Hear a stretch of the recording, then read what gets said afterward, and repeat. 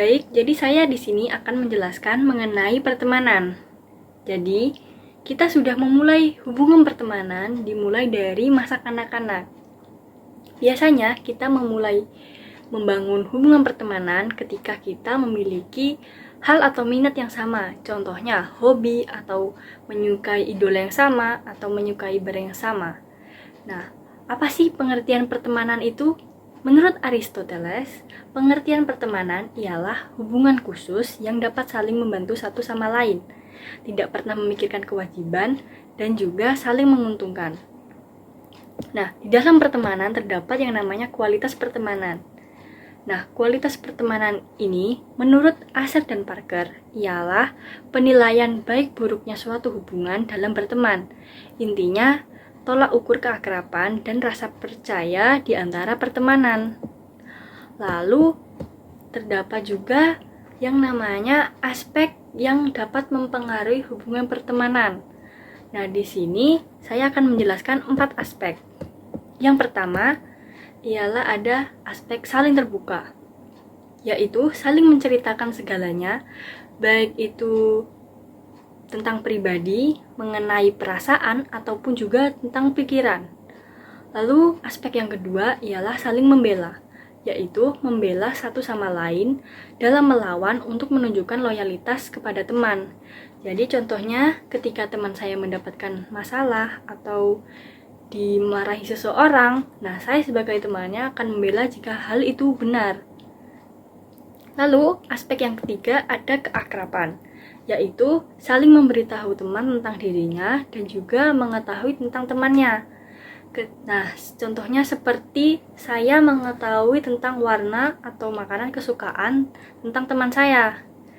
Lalu yang terakhir ada terjadinya konflik, yaitu terjadinya masalah satu sama lain yang ingin menjadi lebih baik dari temannya. Intinya itu ketika ada konflik, kita saling memecahkan solusi. Jadi saling mencari solusi apa yang terbaik supaya hubungan pertemanan kita itu semakin berkembang. Jadi hal ini juga tergantung dari orangnya masing-masing, karena ada juga orang yang ketika ada konflik pertemanannya itu malah hancur gitu. Lalu ada hal nilai positif dan juga negatif yang dapat diambil dari pertemanan. Hal positif yang dapat diambil ialah ketika berteman kita dapat meningkatkan kepercayaan diri dan juga mengurangi stres. Lalu nilai negatif yang didapat ialah ketika kita memiliki teman yang kurang suportif. Jadi ada timbul rasa saling menjatuhkan. Nah, sekian dari penjelasan saya mengenai pertemanan.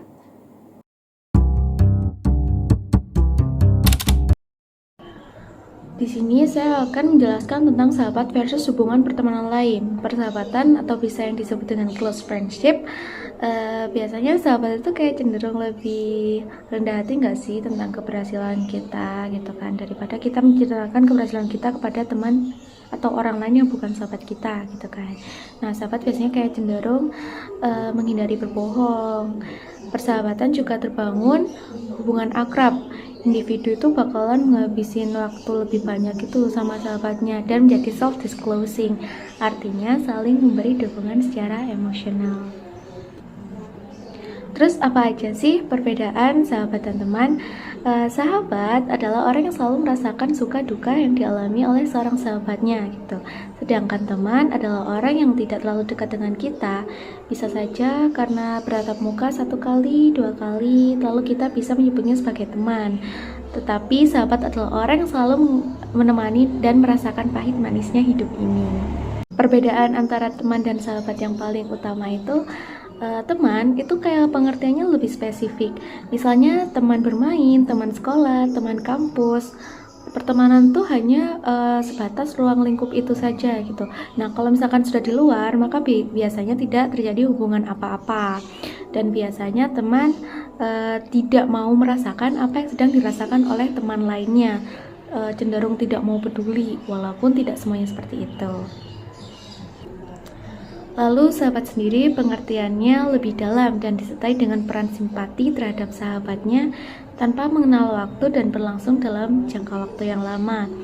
Dan sahabat akan setia bersama mengalami suka maupun duka yang kita rasakan. Dan kelebihan sahabat itu sendiri adalah di mana sahabat itu bisa dijadikan sebagai tempat untuk kita curhat, mengungkapkan perasaan apa yang kita rasakan dalam kehidupan kita. Bisa jadi sahabat itu menjadi tempat curhat, meluapkan apa yang kita luapkan gitu.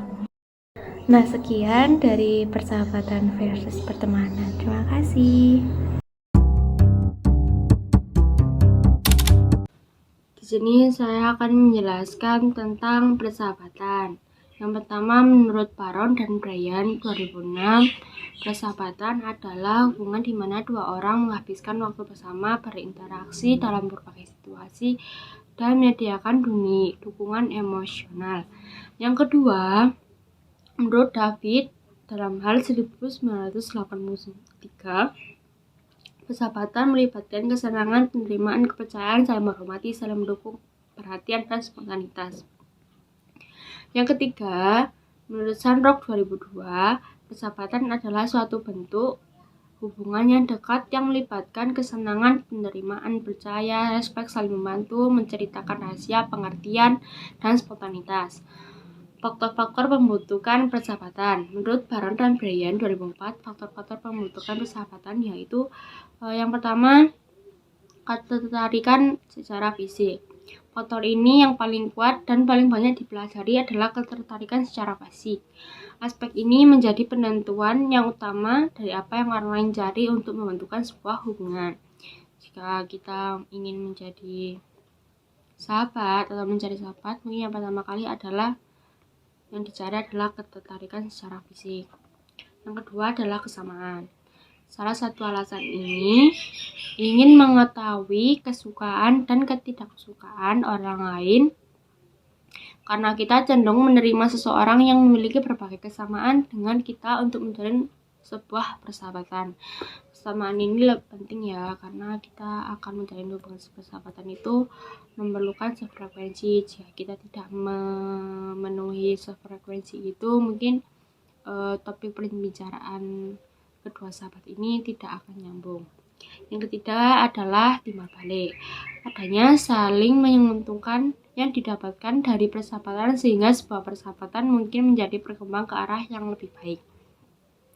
Timbal balik ini intinya saling menguntungkan. Mungkin jika kita mengalami kesusahan, dia akan membantu. Begitupun sebaliknya. Berdasarkan uraian di atas, maka dapat disimpulkan bahwa faktor-faktor pembentukan persahabatan terdiri dari ketertarikan secara fisik, kesamaan, serta timbal balik. Aspek-aspek kualitas persahabatan. Adler dan Mendels 2001 mengungkapkan kualitas suatu hubungan persahabatan dipengaruhi oleh aspek-aspek yang dapat berfungsi dengan baik. Aspek-aspek tersebut antara lain adalah yang pertama, mendorong hubungan pertemanan atau stimulating companionship, atau mengarahkan kepada aktivitas bersama yang membangkitkan kesenangan, kegembiraan, dan gairah atau semangat. Yang pertama ini mungkin contohnya jika kita mengalami masalah, kita pertama-tama akan menceritakan masalah ini kepada sahabat kita, dan sahabat kita memberikan semangat atau memberikan hiburan atau kita mencari kesenangan gitu. Yang kedua adalah pertolongan. Aspek ini mengarahkan pada penyediaan atau pemberian tuntunan bantuan, pemberian informasi, saran, dan bentuk bantuan lain yang diperlukan untuk memenuhi kebutuhan atau tujuan sahabatnya. Pertolongan ini mungkin contohnya jika kita ingin melamar kerja. Itu ada dua pilihan kerja. Kita bisa mendiskusikan kepada sahabat kita atau meminta saran kepada sahabat kita. Yang ketiga adalah keintiman. Aspek keintiman ini merupakan keadaan di mana individu bersikap peka terhadap kebutuhan dan kondisi sahabatnya. Di samping itu, dalam dimensi terhadap kesediaan untuk menerima sahabat apa adanya. keintiman ini lebih penting karena kan kita tidak semua orang bisa menerima kita apa adanya. Mungkin sahabat kita bisa menerima kita apa adanya. Yang keempat adalah kualitas hubungan yang dapat diandalkan. Kualitas hubungan yang dapat diandalkan ini adalah mengarahkan pada kesanggupan untuk mengandalkan keberadaan dan loyalitas sahabatnya. Di samping itu, aspek ini menunjukkan bagaimana konflik yang terjadi pada pasangan sahabat diselesaikan dengan baik.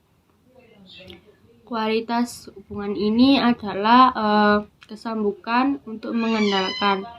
Jadi kita bisa mengandalkan sahabat kita jika kita ada masalah atau kita mengalami kesulitan. Yang kelima adalah pengakuan diri. Pengakuan diri ini mengarahkan pada penerima akan orang lain untuk meyakinkan, menyetujui, mendengarkan, dan menjaga gambar diri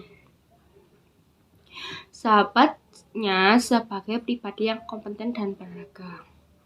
Hal ini sering dicapai dengan perbandingan sosial akan atribut serta kepercayaan seseorang.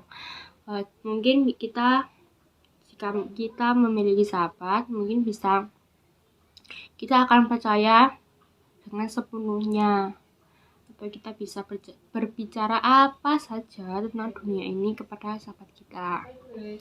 Yang keenam adalah rasa aman secara emosional, mengarahkan pada rasa aman dan keyakinan yang diberikan seseorang individu pada situasi yang baru atau mengancam sahabatnya. Rasa aman secara emosional ini yang paling penting karena semua orang kan mempunyai ancaman atau mempunyai kesusahan masing-masing.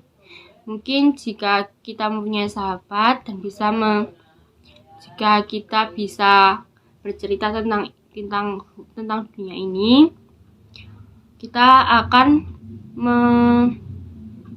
bisa aman dengan cerita kepada sahabat kita.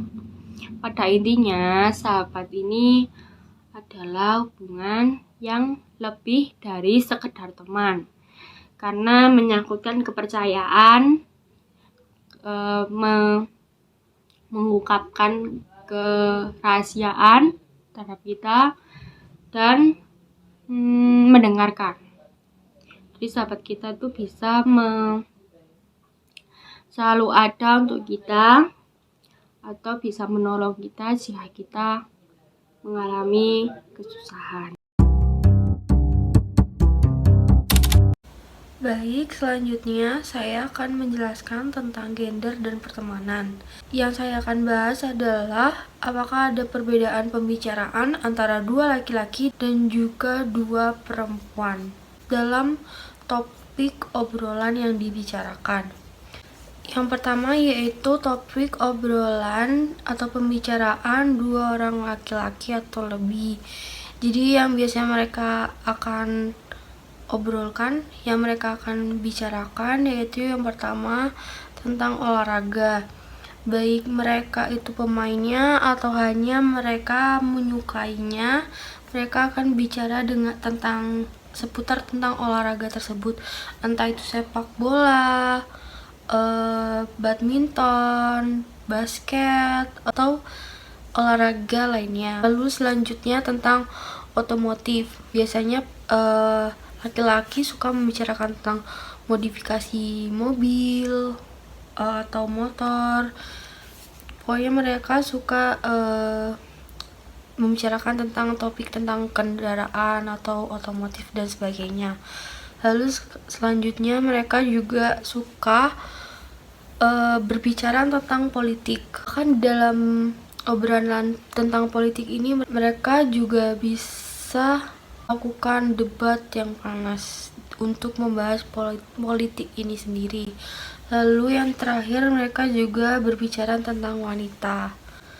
Lalu itu yang biasanya yang sering dibahas dalam topik obrolan pembicaraan dua laki-laki atau lebih. Lalu selanjutnya saya akan menjelaskan tentang topik atau pembicaraan antara dua perempuan atau lebih. Yang pertama yaitu mereka cenderung suka berbicara tentang fashion terkini, kafe-kafe yang lucu, lalu tentang makanan dan juga make up, lalu juga yang lain-lain. Lalu selanjutnya mereka juga membahas gosip-gosip yang sedang panas terkini, lalu tentang musik juga.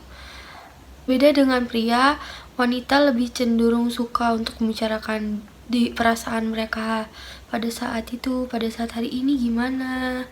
Lalu mereka juga sering saling bertukar informasi tentang pengalaman-pengalamannya. Lalu hampir sama dengan laki-laki, wanita juga suka untuk berbicara tentang laki-laki yang mereka sukai ataupun yang lain sebagainya. Jadi itu saja yang bisa saya bahas. Selanjutnya akan dilanjutkan oleh teman saya. Terima kasih.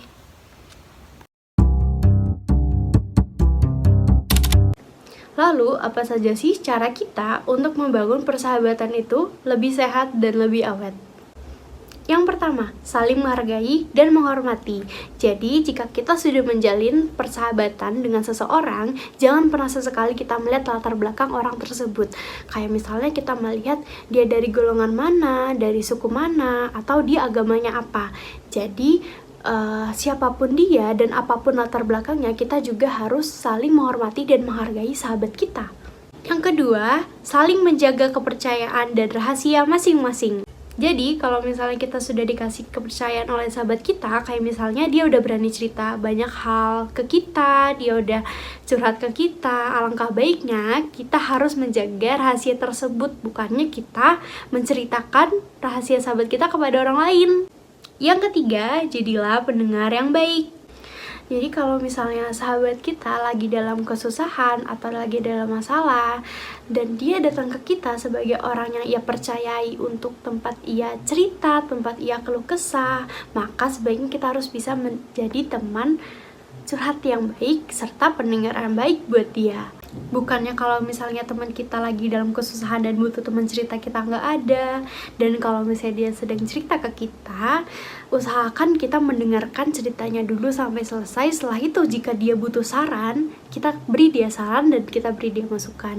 Yang keempat, berilah pujian serta dukungan kepada sahabat. Beri dukungan kepada sahabat dalam keadaan apapun itulah hal yang sangat terbaik. Apalagi jika sahabat kita sedang ada dalam musibah atau dia dalam keadaan yang sangat terpuruk. Maka tugas kita sebagai sahabatnya yaitu kita harus bisa menghiburnya dan bisa membuat ia ceria kembali. Karena dukungan dari kita, seorang sahabatnya itu adalah hal yang sangat berarti bagi dia. Yang kelima, jangan merasa iri dengan sahabat sendiri. Nah, jadi kalau misalnya sahabat kita berada di titik atau level yang lebih tinggi daripada kita, seharusnya kita tidak boleh iri dengan hal itu. Kenapa? Karena kita tidak boleh menjadikan sahabat itu sebagai pesaing dalam hidup kita. Maka dari itu, kita harus mengubah rasa iri tersebut menjadi rasa motivasi buat diri kita sendiri. Yang keenam, jangan pernah ragu untuk meminta maaf duluan kepada sahabat. Konflik yang terjadi di dalam hubungan pertemanan maupun sahabat itu sudah bisa menjadi hal yang sangat biasa. Apalagi jika masalah tersebut dibiarkan berlarut-larut, saling menyalahkan satu sama lain, tidak ada yang mau berbicara duluan. Bahkan ada yang tidak berkomunikasi berhari-hari, berminggu-minggu, atau bahkan lebih lama dari itu. Terus gimana kalau misalnya nggak ada komunikasi di antara keduanya? Berarti salah satu di antara mereka harus ada yang mau mengalah. Harus ada yang mulai membuka topik pembicaraan terlebih dahulu. Sebenarnya nggak ada salahnya loh kalau misalnya kita minta maaf duluan, karena dengan kita minta maaf itu nggak bakal ngebuat diri kita rendah.